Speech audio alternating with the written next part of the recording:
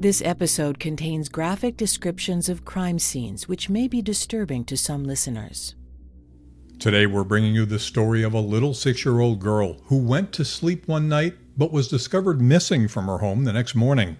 And almost 50 years later, police are still trying to solve the mystery on Maple Avenue. This is APB Cold Case. Here's your host, former police chief Mark Spahn. On the evening of Saturday, May 7th, 1985, the Shanes household settles down for the night in their 2-story Victorian-style home on Maple Avenue in Jackson, Michigan.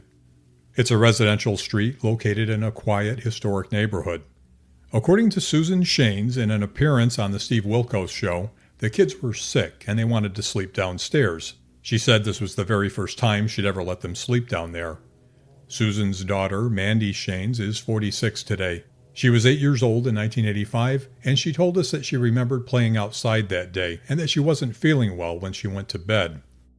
According to Mandy, all of the kids slept on the couch in the living room that night. Her half-brothers, Adam, age 10, and Chance, 6 months old, and sisters Desiree, age 4, and Natasha, who was 6. Mandy told us that they all had different fathers, but their mother was Susan Shanes. At the time, Susan was seeing a man named Robert Forbes. He was the father of 6-month-old Chance, and he was also in the house that night. Again, in her appearance on the Steve Wilkos show, Susan said she woke up the next morning at around 6 a.m. and went downstairs to get the kids up for school. When she entered the living room, she noticed that Natasha was not on the couch with her siblings. She saw that the side door was standing wide open, and the house felt chilled, as if the door had been open for some time. She said that Natasha's little shoes and purse were still lined up, ready for her to go to school. Susan checked the whole house, but there was no sign of her missing daughter. She called police. According to authorities, Natasha was reported missing at 6:48 a.m., and the first officer arrived on scene by 7 a.m. The home was searched, and the daycare that Natasha had been attending was also contacted. Police were told that Natasha would not willfully go with anyone she didn't know. Susan's boyfriend, Robert Forbes, had apparently left the residence before police arrived to look for Natasha. But he was interviewed a short time later and shared a story similar to Susan's, saying he'd returned home around 2:30 a.m. and the house was locked. He saw the girls sleeping downstairs and then went up to bed. Now, here's where we have a slight discrepancy. Mandy remembers all of the kids sleeping downstairs when she went to bed. Robert Forbes said that he saw the girls sleeping downstairs when he came home at 2:30 a.m. He made no mention of 10-year-old Adam or his own 6-month-old baby boy, Chance. That information will come into play later. I spoke with Detective Mike Galbraith, who has the Natasha Shanes case today. He told me that there wasn't a lot of evidence in this case. The door was open, but then nobody could give an explanation or didn't recall it ever being open or having heard it be open, whether slammed or unlocked. There was no breaking. There was nothing damaged to get into the house. If she walked out or they came in and got her, door was open and they just left without damaging any property. According to Detective Galbraith, Susan made a statement during the initial police response that at some time during the night, she heard what sounded like someone being struck by a car. She didn't get up to check it out, and no one else in the area heard anything similar. Oldest daughter Mandy told me that she'd slept through the night without incident, but when she woke up that morning, she remembers the house was flooded with people looking for her sister. She remembered the police combing through every room in the house and going up and down the street with a PA speaker calling Natasha's name. The original investigators conducted a thorough search of the house and the yard, and as Detective Galbraith told us, they found no damage to the side door that Susan said was standing wide open, and no sign of forced entry anywhere into the house. In fact, detectives were unable to find any forensic evidence at all. Natasha was just gone. There was no forensic evidence at the time. That's been one of the big things that when the case would be revisited over the years because of all developments and things in that arena, from evidentiary identifications and different things that could be done with DNAs. There was just nothing there. There was no forensic materials that could be resent to the lab or resubmitted to the lab for additional evaluation because there wasn't anything. Melvin Hartman was a detective with the Jackson, Michigan Police Department back in 1985. He told me about the first hours of the investigation into Natasha's disappearance. Now, the phone connection wasn't great. We've cleaned it up as much as we could, but you're going to want to hear what Mel Hartman has to say. Yes, I was a detective. I had just came recently back into the detective bureau. I had been out on a undercover narcotics assignment for a little over a year. When she became missing, I contacted some of my people to find out what was going on because I didn't know anything about Natasha, but her mother was dating one of the number one drug men in Jackson. And that number one drug man in Jackson was Robert Forbes. Well, everybody was called into a conference room for the general information and to assign into search teams to go out and canvass the neighborhood to see if, what we could find out. Being the fact that Mom was dating Robert Forbes, to see if there was any connection there. So as detectives start digging a little deeper into Forbes' background, the Jackson PD commander coordinates the ground search. He forms 8 different search teams, breaking the city into sectors. Each team was assigned a sector to search and canvass. Arrangements are also made through Channel 2 TV News to use their helicopter for an air search of the entire city. And Natasha's family does what they can to help by making and distributing flyers. You can see one of those original flyers in our show notes. At the time of her disappearance, Natasha is described as 4 foot tall and about 57 pounds. She has brownish blonde hair and brown eyes. She has a scar on her right cheek from a dog bite, a small scar on her forehead from a fall onto some gravel, and a strawberry birthmark on the back of her neck. She has pierced ears and was last seen wearing a white shirt and a blue jean skirt with a safety pin on it. Natasha has epilepsy and requires medication on a regular basis. As the search continues, investigators question everyone close to the missing girl. They interview Natasha's mom, Susan, and the fathers of all the children in the household. But they especially want to talk to Robert Forbes. I asked Mandy Shanes about Forbes, the man her mother was dating. She told us that he was very quiet and polite, but he didn't really play with the kids or have much personal interaction with them because his focus was mainly on spending time with Susan and his own infant son, Chance.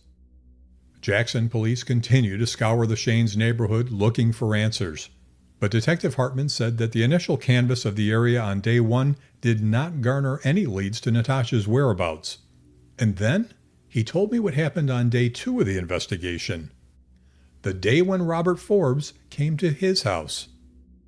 I got off work at 5 o'clock and went home and sitting on my front porch going to listen to the Tigers baseball game. And I look down the street and I see him walking, which was unusual. He just did not walk the street. And so he kept coming toward the house, and finally he knocked on the door and asked if he could come in and talk to me. And that's when he came in and told me, he says, I've done a lot of things in my time. He says, I've never hurt a child, and I did not hurt Natasha. And I said, well, you need to tell me more about what's going on. He says, I'd rather not at this time, and then he just got up and left. Detective Hartman told me that he'd lived in the same house for more than 25 years. His address was common knowledge to people from the neighborhood, so he didn't find it odd that Forbes knew where he lived. I asked Detective Hartman if he felt that Forbes was trying to set up an alibi or some defense about his possible involvement with Natasha's disappearance. No, I never thought that he did, but the look upon his face, which told me that this man didn't have anything to do with her disappearance, not anything direct with her disappearance. According to police, Forbes stated that he had, quote, no idea who would be vindictive enough to bother the children that had revenge with him in mind, end quote. So Hartman felt that Forbes might not have any direct connection to her disappearance, but he still wanted to question him further. The next day, which was day 3 of the investigation, the possibility of officially questioning Robert Forbes became impossible. Detective Hartman left his home that morning, heading to the police department. And I go to work the next morning, and I had to come right down the main street, Francis Street, and also the officers were by an alley. And so what I did was I went on into headquarters, and they told me that they had found Robert Forbes in the alley. Most of his head was missing. Did Robert Forbes kill himself, or was he murdered? What did the coroner think?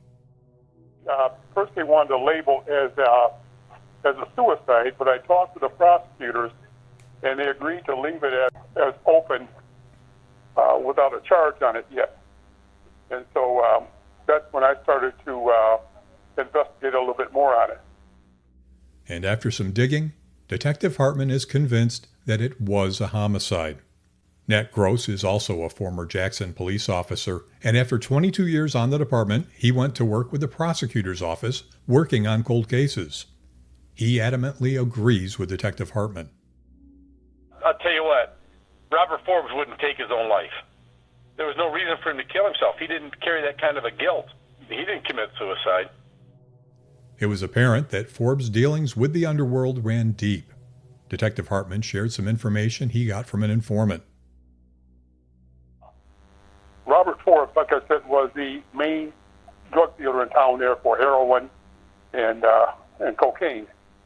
Well, what had happened was that there was a group of guys, I think there was 5 of them at the time, and they were model citizens of Jackson, owned a business, each one of them owned separate businesses, but they gathered together, fund their money, and give it to Forbes, who would go to New York, pick up all the drugs, bring them back, he would sell the drugs, and then he would give them a portion of it. Well, then they felt they should have got more, but they were all afraid of it, deadly afraid. So after a bit of time, they were trying to get rid of Forbes, but they didn't exactly know how. And then all of a sudden, there's a new guy here in town, and everybody's afraid of him. And so they approached this guy, and they asked him about if he'd be willing to take out Forbes. And he says, give me $5,000 and consider it done. Well, they had tried, they made 2 attempts to get him, but it didn't work. He was not injured. Okay, and so they needed a plan. And I'm getting this from another informant who's gone now, but the plan was that they needed some leverage to get him out, because he would always go to that house on Stanley Street. That was his mother's house, but she was in a nursing home. But he never did anything illegal from that house. That's how much respect he had for his mother.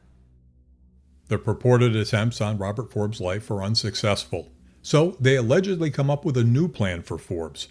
According to retired Detective Mel Hartman, here's what people on the street were saying. They needed a way to get him out of the house. Okay, this is where Susan Shane comes in. She had just had the birth of Robert's child. And so there was an agreement struck between the hitmen and the mother that she would leave the window, downstairs window partially open, with the child laying on the sofa, and so that they could take the child to use as leverage to make him come to a location so they could kill him. Well, what had happened was, sometime during the night, the baby started crying, and the older brother came downstairs. He took the baby upstairs with him. Natasha, who had fallen down, climbs up on the sofa and falls asleep. And so he took Natasha. And so, having seen that they had Natasha, and that's when they stuck a shotgun in his mouth and made him pull the trigger. So this group of men were supposedly trying to muscle their way into Robert Forbes' illicit operations, something that Forbes was not willing to go along with.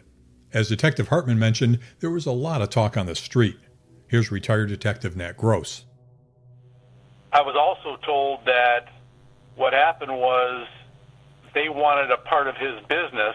Some other people from another town wanted part of his business, and he told them no. And they got a hold of Natasha's mom, and they called her Crinkle on the street because of her hair. She was a kind of a redhead with real curly hair, and they called her Crinkle.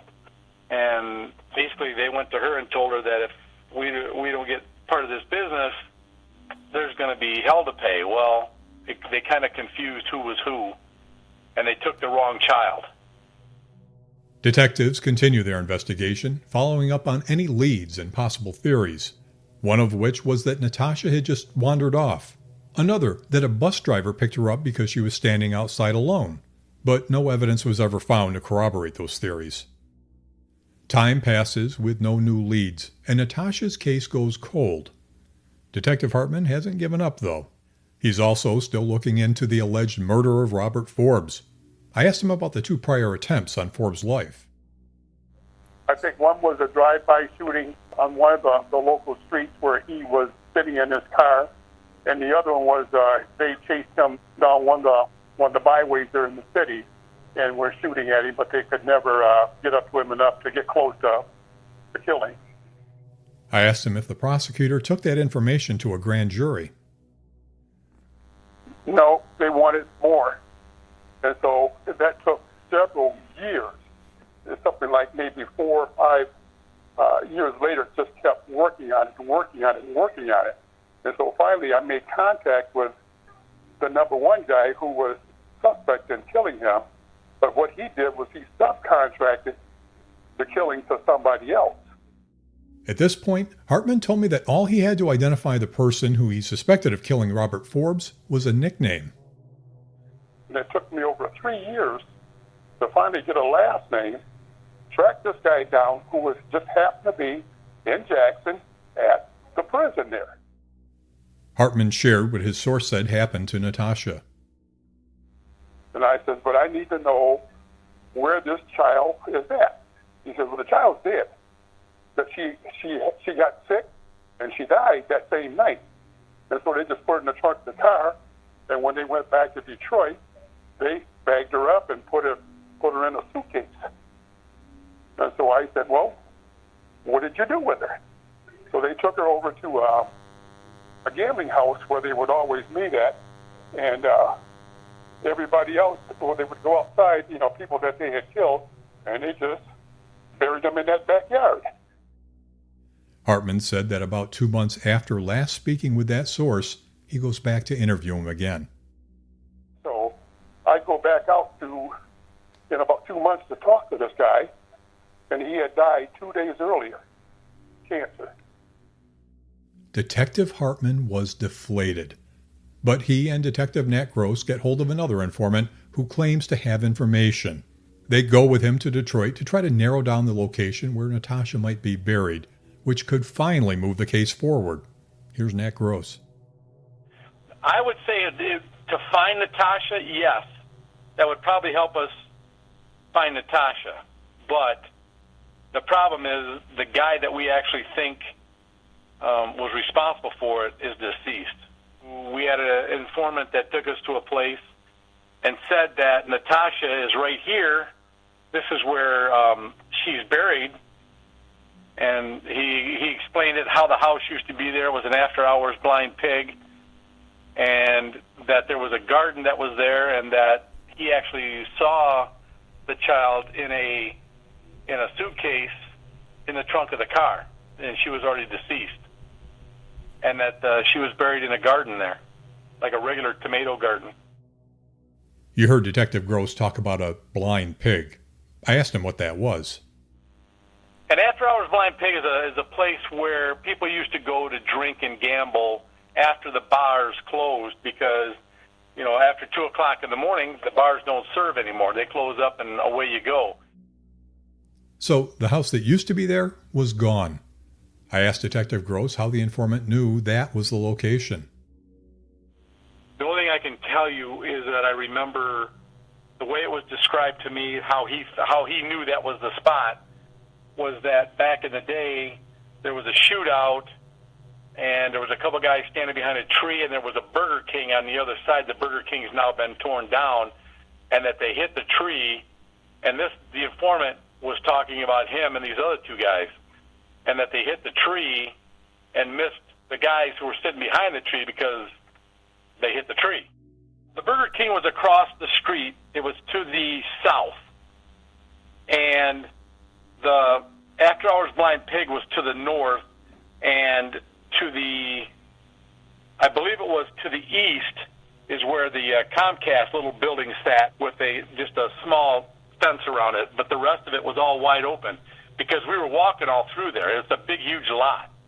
It's got where there used to be, sometime after all this happened, they had a factory that was put in there that they tore down, and all that's left of it is just part of the concrete ground. This area has undergone some changes since the time when Detectives Gross and Hartman were there, but you can check out a diagram of this area in our show notes. What they had next to it was a big, huge cement floor, but where that house was is still grass, and all we'd have to do is get the ground-penetrating sonar to go through there, and all you'd have to do is go back and forth. But they tried to tell us that it was owned by one of the cell phone companies, had a small, or like Comcast, or a cable company. I can't remember exactly right now what they had. But according to Detective Hartman and Detective Gross, the officials in Detroit didn't seem interested. Rumor had it that the location could have been some kind of dumping ground. And in the backyard, that's where they used to bury people at. And so we tried to get enough equipment, ground-penetrating radar, could not get that, could not get any assistance out of Wayne County. But it was years later that I found out that we couldn't get any other additional help because they didn't want to go to the expense of trying to identify 16 other bodies that were buried there. Hartman worked narcotics for a long time, frequently working with informants. I asked him how confident he was in the information he was getting. I had full confidence in him, that I believe that he was being truthful. I asked Detective Gross how he felt about the credibility of Detective Hartman's informant. One thing I can tell you about Mel, his informants didn't BS. And if it wasn't for Mel showing me how to be a police officer and how to handle informants, I probably wouldn't have been a very good police officer. I owe a lot to Mel for the way that I started to police because Mel showed me how it should be done. So Mel, I'm telling you, Mel had some of the best informants, and he usually didn't disclose who his informants were.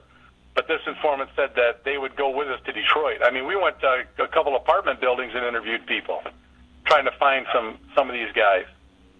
I would have told Mel I think he's full of BS, but everything and how it went down and how he explained everything and how he explained what he saw that night, there's no doubt. No doubt in my mind. Nope, this informant was out of prison, leading their life. Without knowing the confidential informant, or CI for short, there's a couple observations I made based on what the detective said. First, the CI wasn't working off criminal charges. That's to say, he wasn't looking for a deal with prosecutors in exchange for information, which can always lead to suspicion about their motive to provide information. Second, the informant went with detectives to Detroit to demonstrate his knowledge, providing context to what he was saying. And third, if you believe that the CI possessed information about the concealment of Natasha's body after the fact, those could be what we call admissions against his penal interest, meaning that the information he's providing could get him into trouble, which lends credibility to an informant. Investigators who have worked or continue to work on this case have not forgotten about the little girl who seemingly vanished into thin air. The disappearance of Natasha has permeated the police department's history. New cops coming on the job are told about the still missing 6-year-old. Here's Jackson, Michigan Police Detective Michael Galbraith.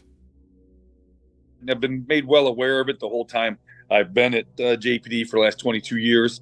That you always new guy back in 2002. You took you down Maple Street. Well, this is where Natasha Shanes went missing, and there's still one of the older open cases currently within the Jackson Police Department. We were curious about the theory that Natasha could be buried at the Shanes home on Maple Ave. Mandy Shanes told us about a memory she had from childhood. It occurred sometime following her sister's disappearance. She remembered digging in the yard to make a pond when she began finding bones, which she put into a bucket. Mandy traveled to Texas shortly after, and she said when she returned to Michigan, the bones were gone. We found some reports that said one of the children took the bones to school, but there were no details of why someone didn't intercept the bones and give them to investigators, especially if they knew Natasha was missing. But later, Mandy found one more bone in the same spot and took it to the police station, where she was later told that it was not human. Reports say that Susan Shanes would not let police do any digging on her property. But in 2023, according to Detective Galbraith, police had their opportunity to thoroughly search the former Shanes home when the city took over the condemned property. They even enlisted the services of cadaver dogs and an anthropologist in the search, but there was no signs of a body. I asked Detective Hartman what he thought about that theory. They dug up the house there in Jackson, tore it down and everything, but she's not there. She never was. She never went back to that house. She went directly to Detroit. But the search of the Maple Avenue property in Jackson, Michigan was just one of the boxes that police wanted to check off their list. There are still those lingering questions surrounding the people who were after Robert Forbes, as well as questions about Forbes himself.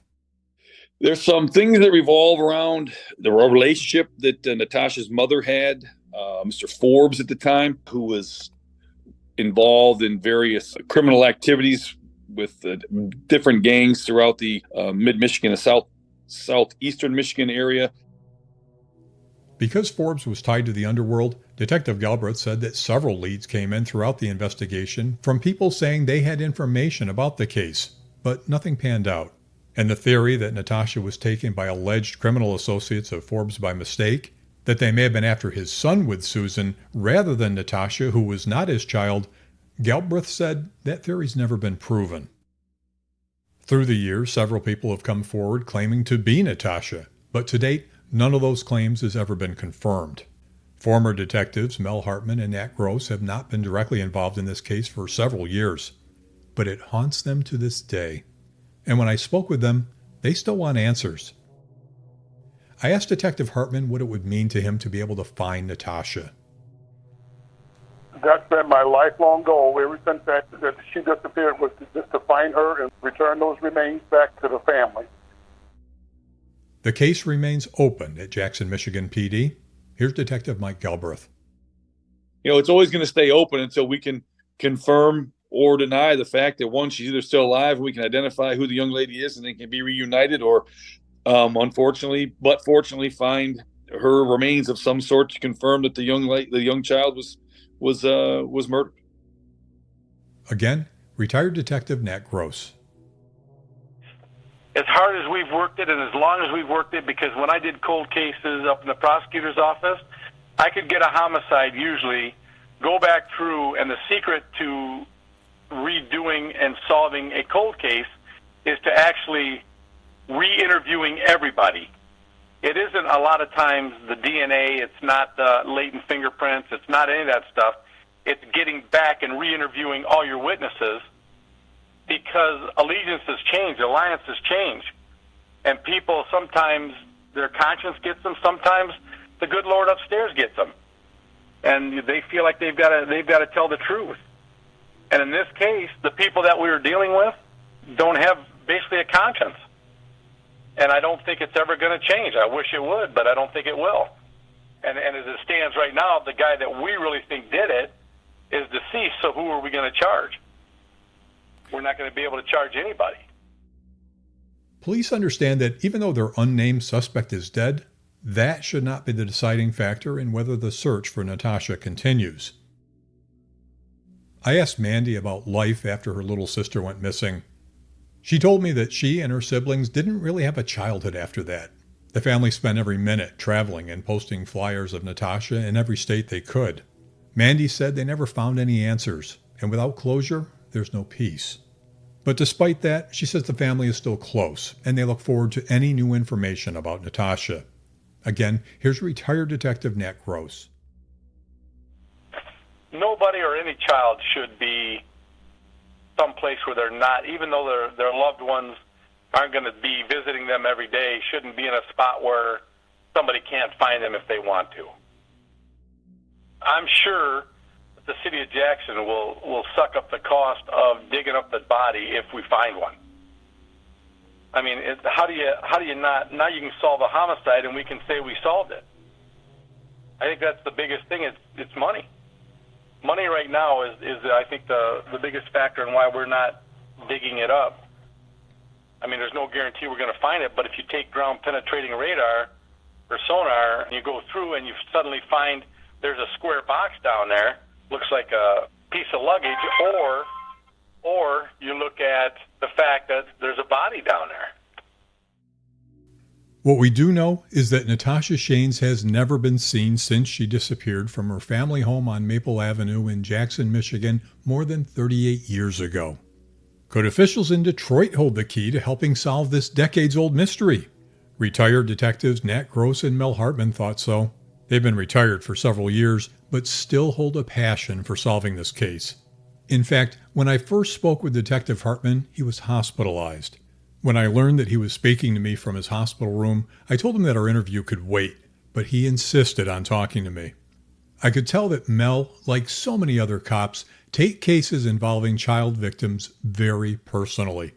It was something he would not forget, and he wanted to share whatever he could in hopes that Natasha could be found. His money was on Detroit. Just days after our interview, Detective Hartman passed away. We dedicate this episode to Natasha Shanes and to Detective Mel Hartman, who never gave up on finding her. If you have any information on the disappearance of Natasha Shanes, call Jackson, Michigan PD at 517-788-4100. Or you can make an anonymous call to Crime Stoppers of Mid-Michigan at 517-483-7867. Thanks for listening to APB Cold Case. Tell us about your cold case at apbcoldcase@spawngroup.com. APB Cold Case is an original Spawn Group production.